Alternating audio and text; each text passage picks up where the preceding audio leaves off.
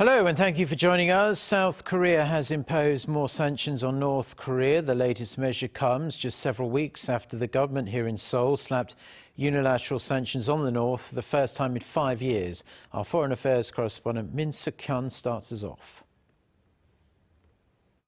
South Korea has imposed more sanctions on North Korea, less than 2 months after it announced its first sanctions against the regime in 5 years. The government on Friday placed 7 institutions and 8 individuals, including a Singaporean and a Taiwanese, on its blacklist.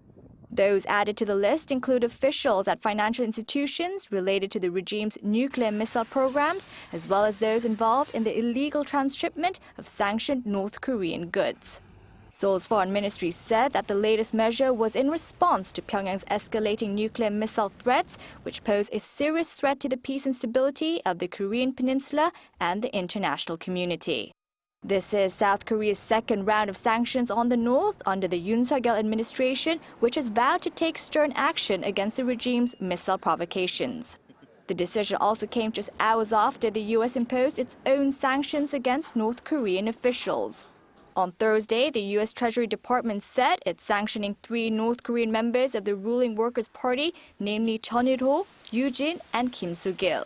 The department added that the sanctions were in close coordination with South Korea and Japan to take action against officials who have had leading roles in the North's unlawful weapons of mass destruction and ballistic missile programs.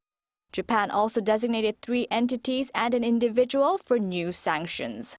So far this year, North Korea has launched 8 intercontinental ballistic missiles and conducted more than 60 ballistic missile tests. Min Suk-hyen, Arirang News.